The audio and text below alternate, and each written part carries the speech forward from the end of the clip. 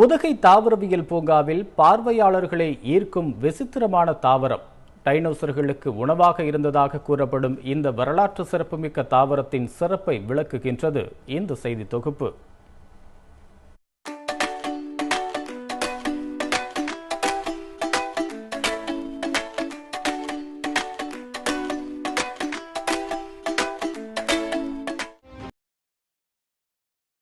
Jurassic அனிமலுக்கு இதுதான் main feed. இன்னைக்கு Jurassic animal என்ன ஆச்சுனாக்கோ அது ஃபாசிலா மாறிடுச்சு. இந்த பிளான்ட் மாத்திரம் இன்னும் லிவிங் இருக்கு. அதனால இந்த பிளான்ட்டுக்கு பேர் லிவிங் ஃபாசில் சொல்லுவாங்க. ஜிங்கோ பைலபா. இது சைனாவை தாயகமாக கொண்டது. தாவரவியல் படிக்கிறவங்களுக்கு இது மிகவும் முக்கியமான ஒரு செடின்னு சொல்லலாம். அது மாத்திரம் இல்லாம இந்த தாவரம் என்னன்னாக்கா ஒரு மருத்துவ குணம் கொண்டது. ரொம்ப மிகவும் சக்தி வாய்ந்த மருத்துவ குணம். அது இல்லாம இது ரொம்ப நாளாகும் வளர்றதுக்கு. ஒரு மரத்தை நட்டிங்கனாக்கா கிட்டத்தட்ட 50-60 வருஷத்துல தான் நீங்க ஒரு 4-5 அடி பார்க்க முடியும்.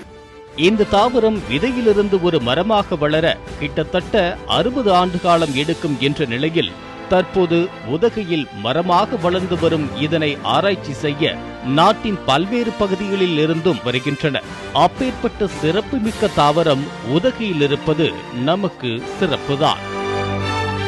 கலைஞர் செய்திகள் தொலைக்காட்சிக்காக உதகையிலிருந்து ஆண்டனி.